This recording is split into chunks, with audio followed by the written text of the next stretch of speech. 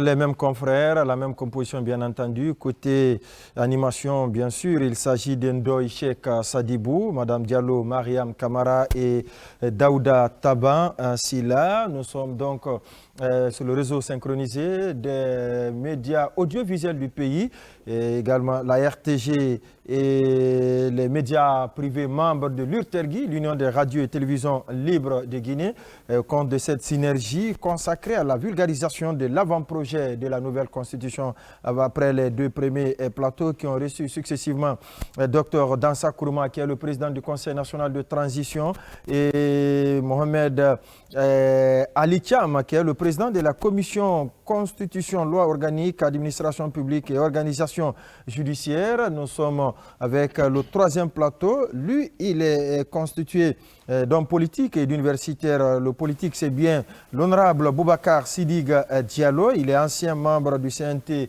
le CNT de 2010, bien entendu, et également, il était aussi député au compte de la 9e législature. L'universitaire, c'est bien Dr Michel Jeannette Tolno. Il est le chef du département droit public à l'Université générale Lansana Conté de Sonfonia. Avec le premier, nous allons aborder la question liée à la candidature indépendante, les pétitions et également l'organe de gestion des élections en République de Guinée. Avec le second, nous aborderons bien entendu son opinion sur cet avant-projet de la nouvelle constitution. Honorable Boubacar Sidibé Diallo, bonjour.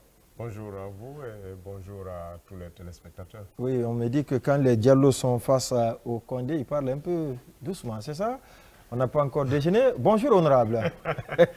Bonjour, monsieur Condé. Alors, honorable, et chose, monsieur Tolno, bonjour à vous également. Bonjour, monsieur Condé. Alors, madame, question pour honorable Boubacar Sidibé Diallo sur la question de la candidature, qui est une innovation. Le président du CNT, Dr Dansa Kourouma, l'a dit ici lors de son passage sur ce plateau. Mais également, ça a été abordé aussi par le président de la commission loi. Maintenant, lui qui est politique, première question pour lui. Tout à fait. Parmi les innovations, les nombreuses innovations qu'il y a dans cet avant-projet de la nouvelle constitution, cet article sur la candidature indépendante, ça pose des questions, ça fait réfléchir. Les Guinéens veulent comprendre. Quelle est votre opinion sur cette innovation et à votre sens, comment est-ce que cette nouvelle constitution prévoit cela?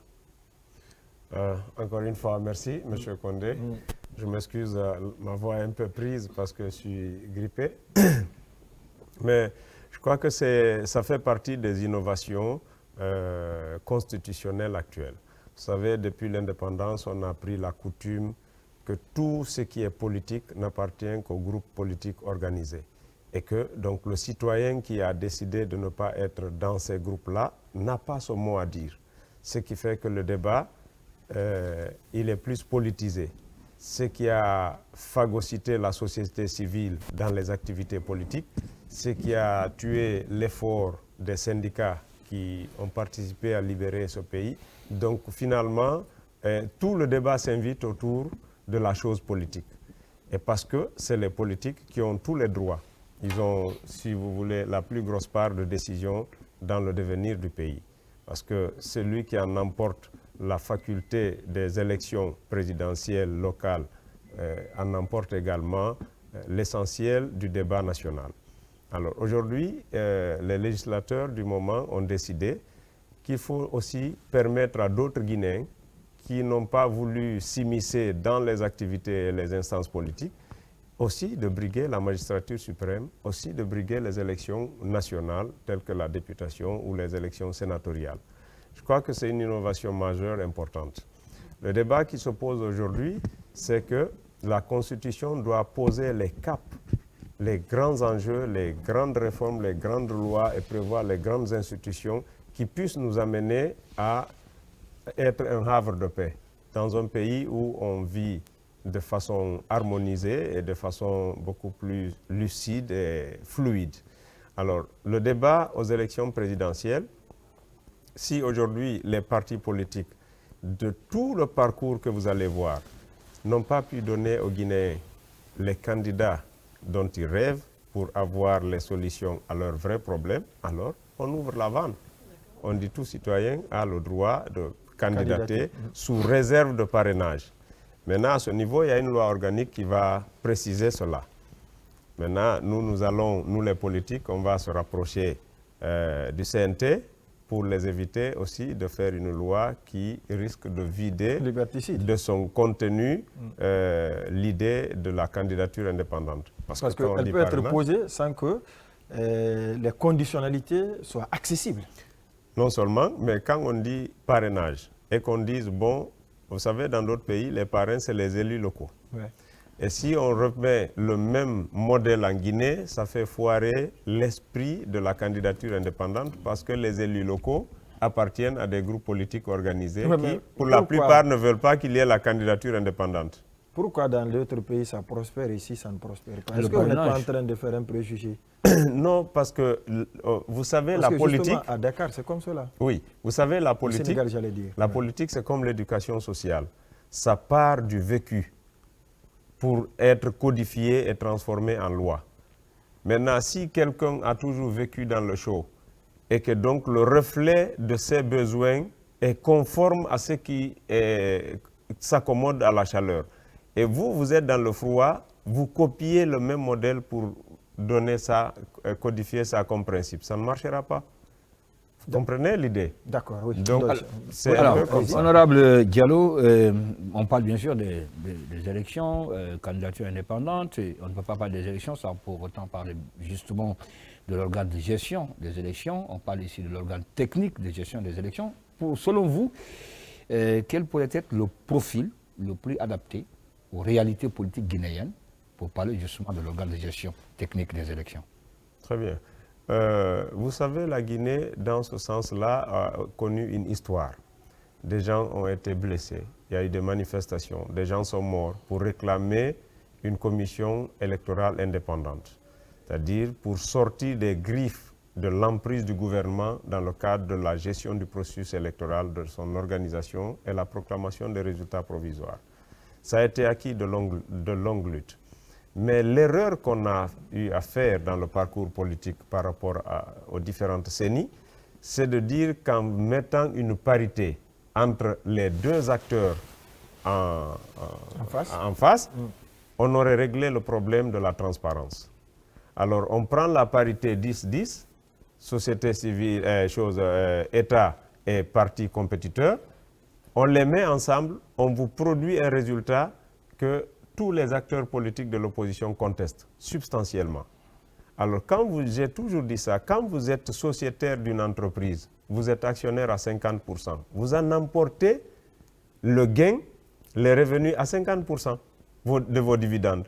Et si vous perdez, vous assumez à 50% les responsabilités. Sauf que tous les échecs des CENI n'ont jamais enfanté la responsabilité de ceux qui contestent les résultats. Jamais les partis politiques n'ont accepté les résultats de la CENI. Mais pourtant, ils sont sociétaires à moitié. Alors, aujourd'hui, le débat qui se pose, c'est quel genre de CENI on a besoin. On a besoin aujourd'hui d'une CENI qui soit faite d'un mécanisme qui échappe au contrôle ni de l'État, ni des partis politiques. Et pour ça, d'abord, oui, c'est possible. D'abord, le mécanisme du fichier. On est dans un retard, mais catastrophique. C'est-à-dire on est à l'ère précambrien pendant que les autres sont dans la digitalisation. Ici, vous entendez, non, on va réviser la liste électorale, on va essayer de faire ça. Ailleurs, vous n'entendez plus parler de ça. Parce que quand le fichier il est digital et que les recensements à la base sont automatiques, vous avez un système informatique qui vous ramène automatiquement tous les citoyens qui atteignent l'âge de voter. Les changements qu'il y a. Vous comprenez, c'est pourquoi je soutiens un des piliers fondamentaux de la refondation par rapport au recensement général et à vocation le RAVEC.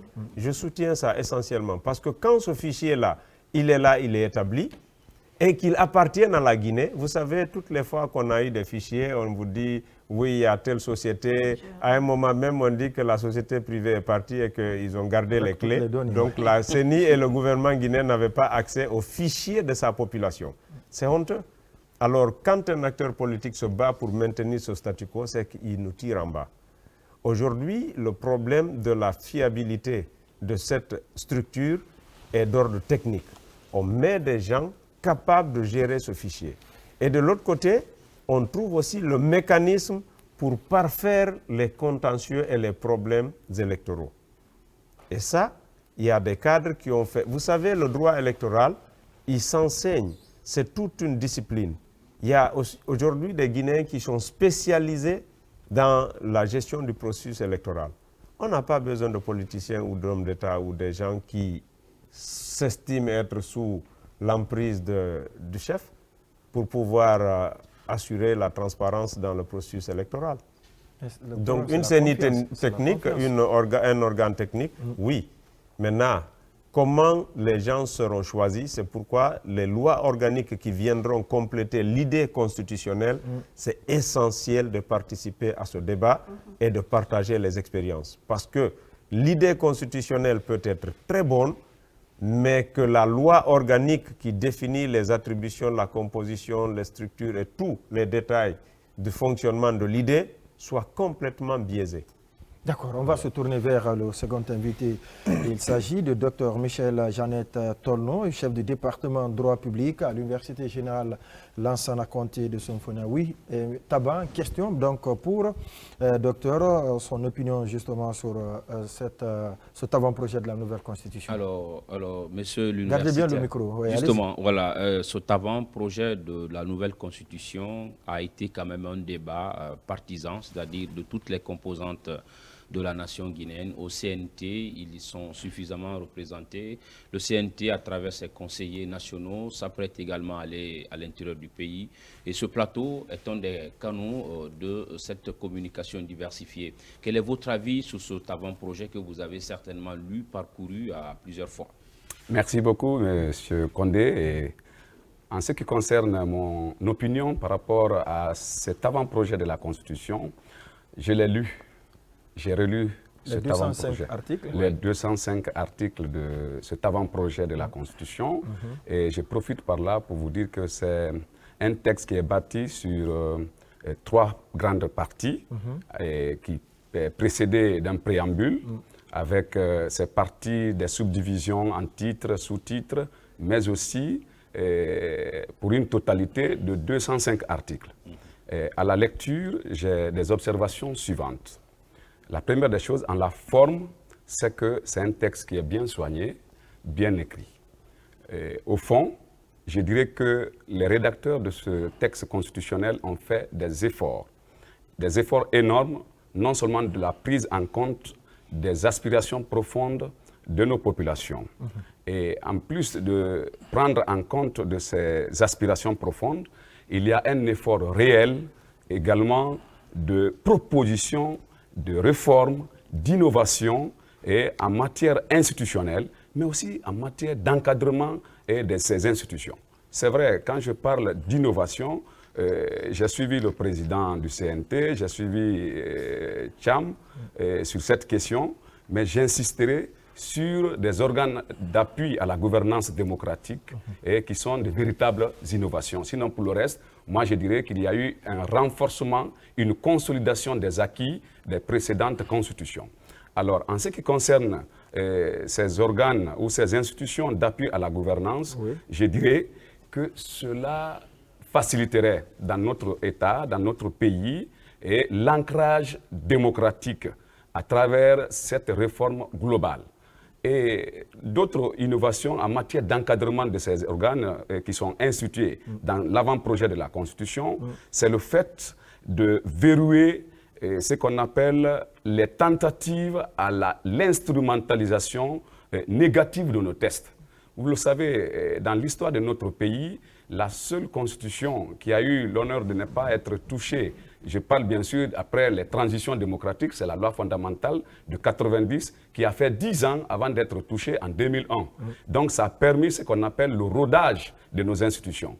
Mais quand vous prenez celle de 2010, alors on est allé à une autre constitution en 2020, mais avant même d'aller en 2020, ceux qui étaient déjà au pouvoir n'étaient pas d'accord avec le contenu parce que, effectivement, la constitution de 2010 et les formes de son adoption, les formes de sa légitimité posaient problème. Mais c'était un des meilleurs textes aussi tout comme cet avant-projet qui est dans la logique de consolider les acquis de ces précédentes constitutions. Alors, selon vous, il y a une complémentarité entre les deux textes que vous confondez, c'est-à-dire dont vous parlez plutôt, la loi ou la constitution de 2010 qui nous a envoyés aux élections et cet avant-projet de constitution. Est-ce qu'il y a une similarité entre les deux projets? Je dirais même depuis la loi fondamentale de 90, et fondamentalement, on peut croire à des innovations. Et c'est pourquoi quand mon député, l'honorable, intervenait sur la question de l'organe de gestion des élections, mais aussi sur ce qu'on appelle les candidatures indépendantes, ce n'est pas une innovation en tant que telle. Hein. La candidature indépendante, elle existait dans la Constitution de 2010. Sauf qu'elle n'était pas remontée au niveau de l'élection présidentielle, oui, donc au niveau des élections nationales. Mais sinon, on a constaté avec les communales et de 2013, voilà, de 2018, peut-être 2018, ouais, 2018, voilà, il y a eu quand même des candidatures indépendantes qui ont prospéré, voilà, qui ont prospéré, dans beaucoup de localités, qui ont dominé même des forces politiques. Qui a connu même l'élection, par exemple, de Aminata Touré, en ce qui Kaloum, concerne aussi, toujours mon point de vue par rapport à l'organe de gestion des élections, parce que je me prononce sur l'ensemble de la Constitution, de l'avant-projet de la Constitution.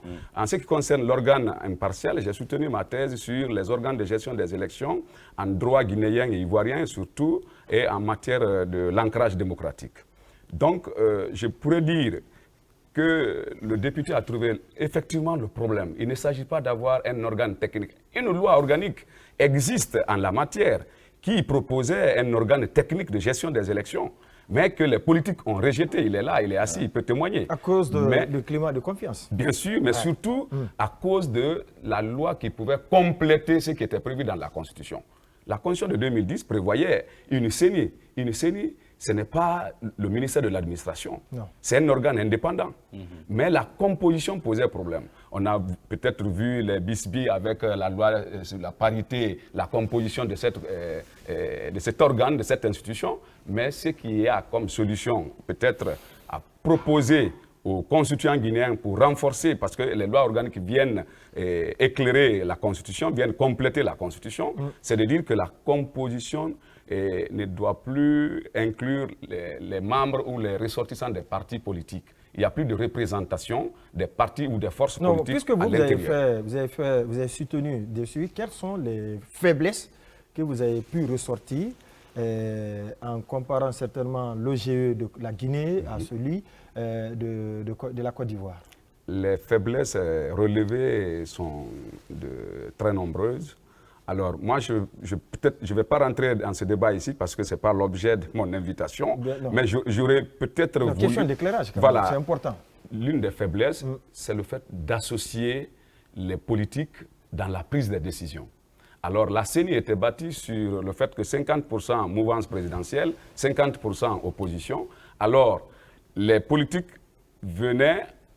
Ceux qui n'ont pas eu la chance d'aller à l'Assemblée nationale se disent, voilà, c'est l'occasion de venir perturber le fonctionnement normal d'une institution qui a en charge l'avenir de la cité et l'avenir de la société. Parce que c'est la CENI qui détermine qui doit diriger la Guinée. Ouais.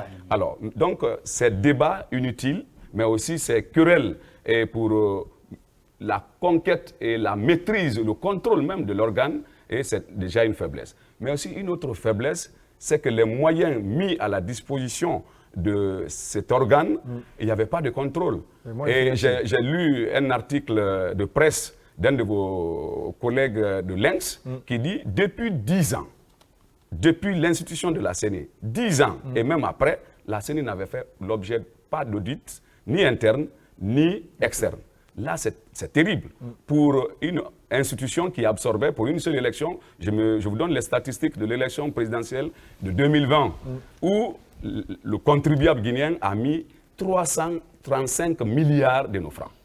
Donc ça, c'était des faiblesses, c'était vraiment une façon un fonds de commerce pour les politiques, et de faire plaisir à leurs membres qui n'ont pas eu la chance d'être à l'Assemblée nationale, qui n'ont pas été nommés ministres. Donc, ils vont à la CENI pour foutre, en tout cas en l'air, tout ce qui était comme acquis qui pouvait aider à l'organisation impartiale et indépendante des élections. Oui. Monsieur Tolno, vous avez parcouru l'avant-projet de la Constitution, j'imagine. Quels sont, selon vous, ces articles ou ces parties qui vous semblent pertinentes Et quels sont ces articles, ces parties qui vous semblent avoir besoin un peu de retouche? D'accord. J'ai dit à l'entame de mes propos que j'ai lu cette constitution en tant qu'expert national. Et d'abord parce que j'ai été invité à la relecture après rédaction avant que le texte ne soit mis en plénière au sein du CNT. Donc nous avons relu le texte pour dire voilà ce qu'il fallait faire. Et ils ont pris en compte. Mais ce que j'apprécie dans le texte, ce sont ces innovations et qui lancent le verrou, et sinon des verrous par rapport à la modification intempestive, à la révision intempestive pour instrumentaliser et nous amener dans des projets suicidaires comme on l'a connu avec le régime précédent et de troisième mandat, mais de surcroît où on veut faire plaisir à un homme pour dire qu'il est irremplaçable. Donc, dans ce projet ou l'avant-projet de constitution, j'ai constaté qu'il y a eu quand même des intangibilités qui sont très considérables. Et on a voulu que, à travers cette innovation, que même lorsque les politiques forcent la situation pour réviser ce texte, alors ils ne profitent pas de la révision. Ça veut dire, vous lancez dans un projet de modification de la Constitution, le texte lui-même vous empêche par ces mécanismes et de bénéficier de ce que vous avez voulu et faire comme, pour grucher le peuple. Oui, mais sauf qu'on dit que le constituant d'aujourd'hui n'engage pas celui de demain. Oui, mais sauf que si c'est le même texte. L'État, c'est la dynamique. Oui, sauf ce qui est aujourd'hui n'est pas forcément demain. Vous êtes universitaire. D'accord, vous parlez comme si c'est un membre du CNT qui est là, qui est convaincu de son travail. Pourtant, tout à l'heure, vous l'avez dit, à l'entame de votre intervention, que même la Constitution de mai 2010, le texte, il était bien, mais il a été mis de côté. D'accord. Est-ce que vous, en tant qu'universitaire, ces différents verrous qui sont mis sont largement suffisants pour ne pas qu'on aille vers une autre modification de la Constitution, comme vous l'avez dit, montrer à une personne qu'elle est ad vitam aeternam, irremplaçable? Alors moi, peut-être je vous donnerai la piste qui consiste à constitutionnaliser la gestion des forces de défense et de sécurité, parce que quand vous me dites telle constitution a été écartée, la constitution de 2010 a été écartée par qui? Par qui? La constitution de 2010 a été écartée par qui? Non, vous êtes là. Alors d'accord, si la constitution de 2010... d'accord, mais ici, si la constitution de 2010 a été remplacée par la constitution de 2020, c'est par rapport à ceux qui sont au pouvoir. Mais aujourd'hui, lorsque nous sommes dans une transition, c'est le bon moment de dire à ceux qui arrivent au pouvoir que voilà, comme l'a été d'ailleurs le cas de Guillaume d'Orange en Grande-Bretagne, lorsque Guillaume d'Orange et Marie devaient accéder au trône, on leur a présenté ce qu'on appelle le Bill of Rights. On les a demandé si vous acceptez que ce texte soit supérieur au pouvoir décrétal du roi et que ce texte soit supérieur au pouvoir du Parlement, alors vous signez et puis vous devenez roi. C'est pour dire au futur, peut-être magistrat ou au futur président de la République, pour dire lorsqu'il va se lancer dans une modification, parce qu'il faut des mouvements de révolution, comme peut-être on l'a constaté avec la Constitution de 2020, qu'un officier militaire ou un civil dise que voilà, la Constitution est suspendue. Sinon, ça peut être qualifié de révision. Donc, c'est dans ce cadre, on parle d'intangibilité. C'est en cas de modification, en cas de révision. Donc, en cas de révision, je dis encore, ce n'est pas une table rase, mais plutôt on va chercher à adapter selon les politiques le texte aux réalités de l'évolution de la société. C'est ce qu'il faut peut-être retenir là. C'est dans le cadre de cette modification, c'est dans le cadre de cette révision qu'il y a eu des verrous et dans cet avant-projet pour pouvoir dire à ceux qui vont se lancer dans un tel projet que même si vous le faites, d'ailleurs, vous le ferez difficilement parce qu'il y a effectivement des mécanismes qui vont vous contrecarrer. Mais si vous faites un passage en force, alors vous ne bénéficiez pas. Accompagné par le peuple. Vous pouvez être... Parce que de toute façon, le dernier mot appartient au peuple. Oui, mais en matière effectivement de modification de la Constitution, il faut se demander c'est qui ce peuple. Parce que quand on vous dit que ça appartient au peuple, est-ce que ce n'est pas le peuple entre guillemets? D'accord. Voilà. Oui, le second point de ma question n'a pas été répondu. Le second point de ma question n'a pas été répondu. D'accord, on va revenir dessus tout à l'heure. La candidature indépendante, c'était pour les élections nationales, ce n'était pas permis parce que par le passé, la question a été posée, honorable. Le législateur d'alors a dit qu'il faut éviter que quelqu'un soit financé par des djihadistes, par-ci, par-là, et que l'intéressé se retrouve président de la République. Aujourd'hui, vous accompagnez, vous estimez que cette innovation, elle est bonne. Et comment vous trouvez l'argument qui a été brandi hier à celui que vous brandissez aujourd'hui? Merci. La question, elle est importante parce que ça fait l'objet d'un débat à l'interne. En 2010, moi j'étais rapporteur de la commission constitutionnelle.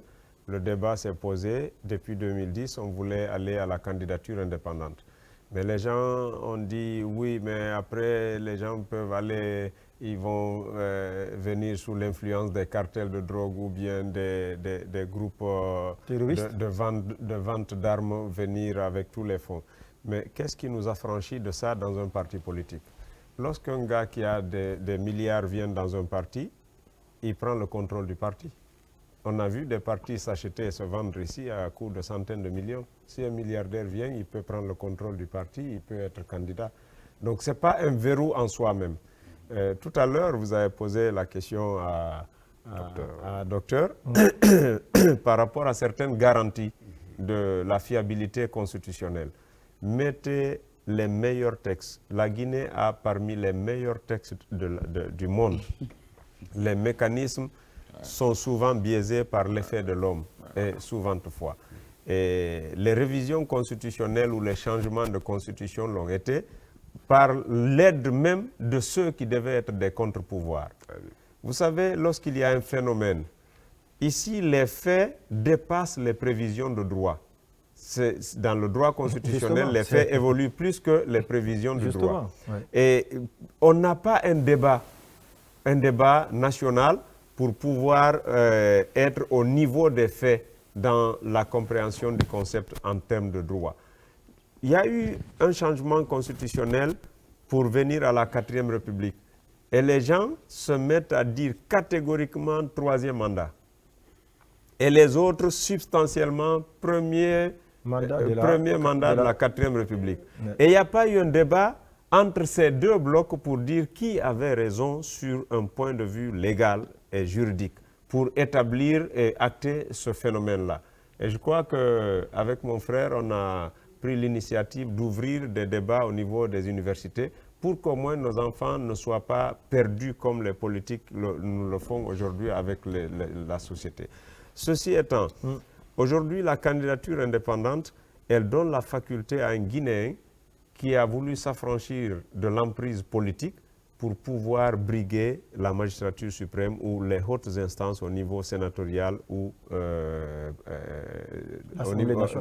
au niveau de la députation. Pourquoi?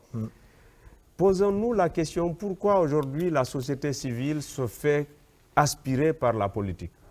C'est parce que dedans, on parle de tous les pouvoirs au niveau national. Et tout le monde, à ce niveau, veut appartenir à ces instances de prise de décision. Alors ça se fait où? Ça se fait au niveau politique, alors il faut être avec les politiques. Pour que demain, si vous avez vu, c'est d'où l'idée de la création, de la mise en place des coalitions, on dit, comment on appelle ça, les forces vives de la nation.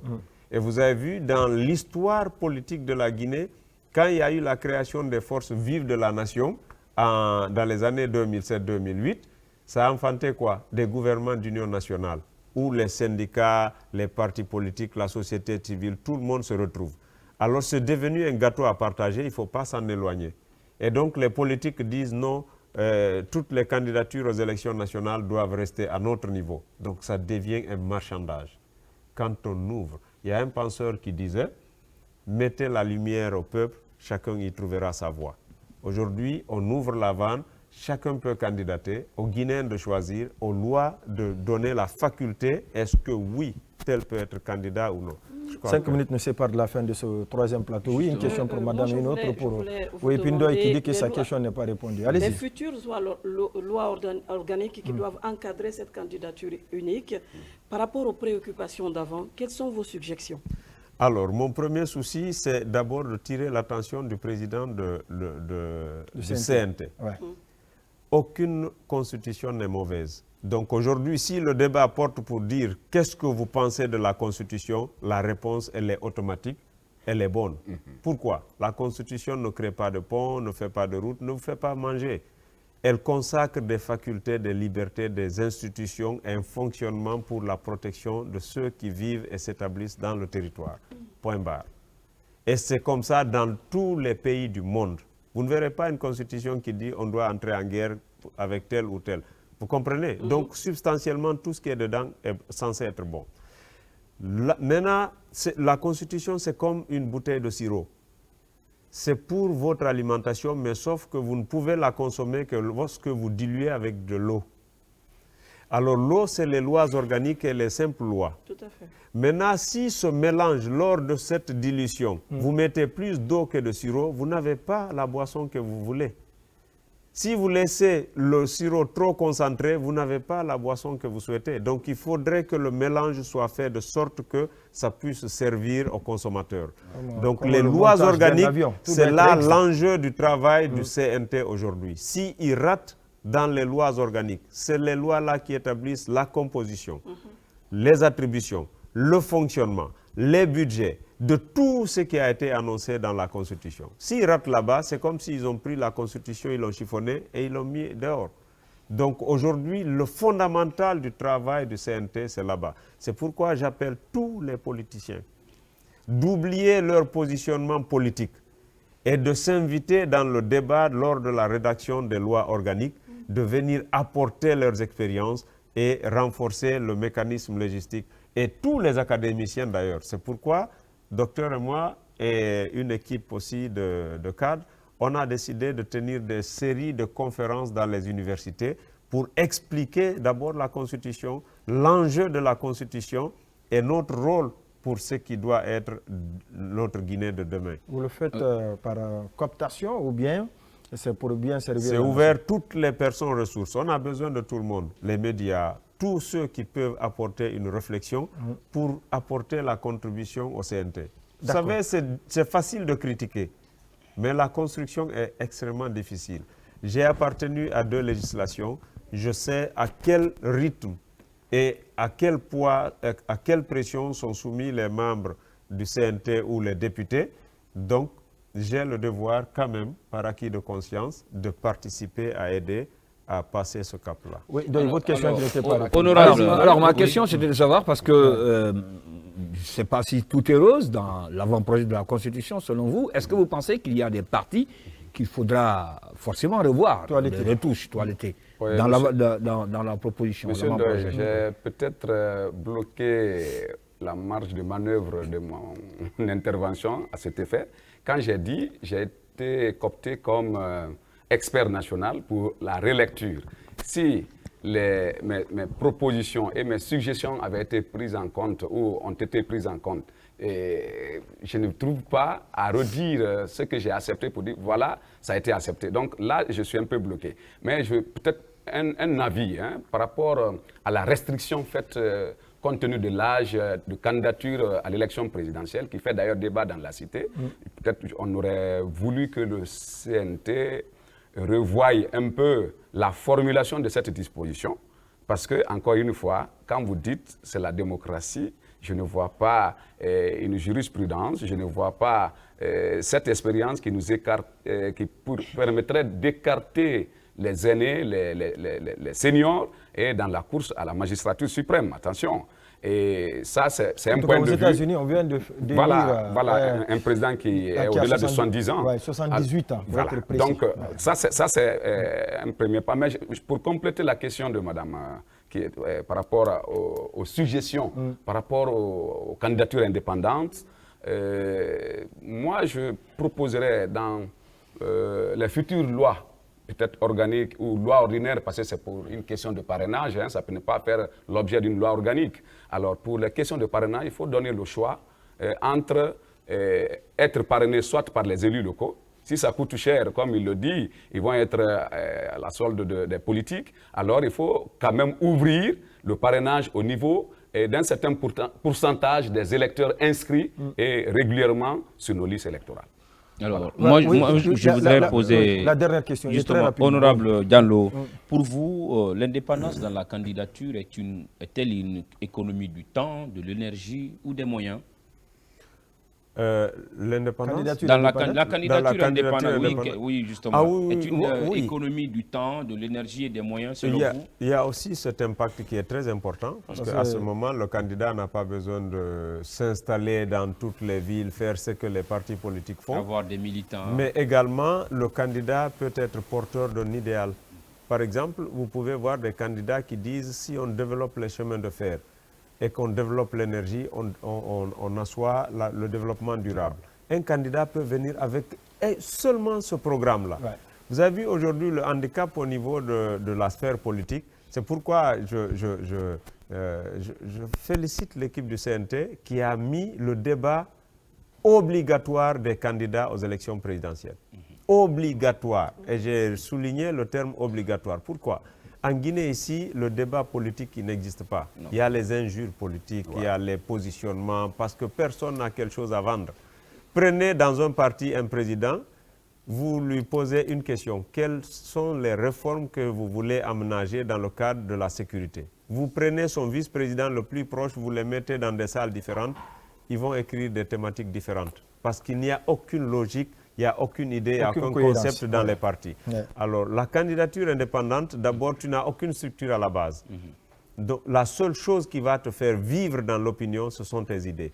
C'est ton programme. C'est la pertinence de ce que tu as à apporter. Ta personne. Donc, quand tu viens, tu es obligé de faire avec. Il y a des partis qui ont des militants. Qu'ils disent bon ou mauvais, qu'ils ne disent rien, ces gens vont voter pour eux. Donc, ils ne font aucun effort dans le cadre du débat national. Alors ça, c'est déjà tirer le débat, le faire stagner ou le tirer en bas. Mais lorsque vous devez vivre et survivre par les idées que vous portez, vous êtes obligé de réfléchir bien, de concevoir bien. Et vous savez que quand vous venez à un plateau de télé et qu'on doit rencontrer Cheikh Sadibou, M. Condé, ils vont pas vous faire cadeau. Donc, vous allez bien parfaire ce que vous allez à vendre et ce débat va faire enrichir et faire évoluer les esprits. On doit arriver à ça ici. Il faut qu'on en arrive à cela, le débat contradictoire. Oui, le dernier mot, Dr Stolon.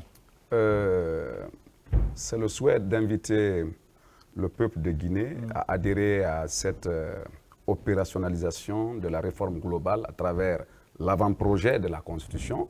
Parce que, comme il l'a dit, la Constitution, ce n'est pas à elle de dire comment il faut, combien de repas par jour, ainsi de suite. Le développement durable, c'est vrai, c'est des principes fondamentaux et qui sont effectivement décrits à l'intérieur. C'est l'organisation des pouvoirs publics. Donc, à ce niveau, c'est de dire que chacun, en ce qui le concerne, journaliste, enseignant et puis politique, que l'on se donne la main pour la réussite de cette vulgarisation, pour la meilleure compréhension du contenu de l'avant-projet de la Constitution. Oui, Monsieur Diallo. Merci. Moi, je souhaiterais à ce que les Guinéens, ils s'écoutent pour avancer, ils s'écoutent pour se comprendre et pas pour se répondre. Lorsque vous écoutez quelqu'un pour le comprendre, vous l'écoutez et vous écoutez le fond du message. Ouais. Mais lorsque vous l'écoutez pour rebondir sur ce qu'il vous dit, vous cherchez les petites failles humaines qui sont en ce qu'il vous dit. Et vous en trouverez plein. Alors, je voudrais que les Guinéens sachent que la Constitution n'est pas un enjeu majeur parce qu'elle consacre tout ce qu'une Constitution universelle doit consacrer. Les lois, les conventions, tout ce qu'on a ratifié au niveau mondial, c'est tout réaffirmé dedans. Et on reprend l'ensemble des acquis, des facultés que nous devons mettre là. Si un pays n'a pas une constitution normale, même sa coopération avec les autres États devient compliquée et difficile, et donc l'accès aux aides devient compliqué et difficile, et donc le pays reste bloqué. Et personne ne prendra la responsabilité par lui de mettre un instrument qui va le fermer de l'aide internationale. Donc tout ce qui est dedans est bon.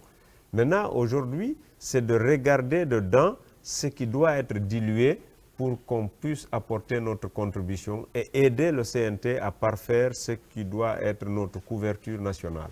Et dans ce cadre-là, on doit tous se donner les mains, oublier les antagonismes et aller vers l'essentiel. Après, les élections vont trancher entre les différents compétiteurs.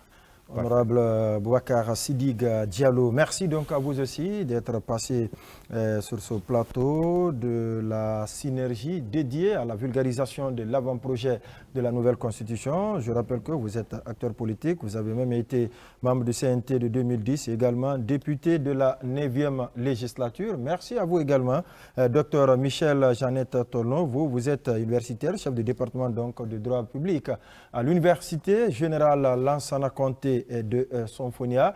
On va observer une petite pause. On se reprendra tout à l'heure avec l'honorable Sorel Keita. Il est le président de la Commission Affaires étrangères des Guinéens établis donc à l'étranger. Avec lui, le débat va porter essentiellement sur les droits économiques et socio-culturels, entre autres la santé, l'éducation et tant d'autres également. Merci donc à tous les deux d'être passés. Toujours m'accompagne à l'animation de cette synergie, Ndoye Cheikh Sadibou, Madame Diallo Mariam Kamara et Daouda Taban Ansila.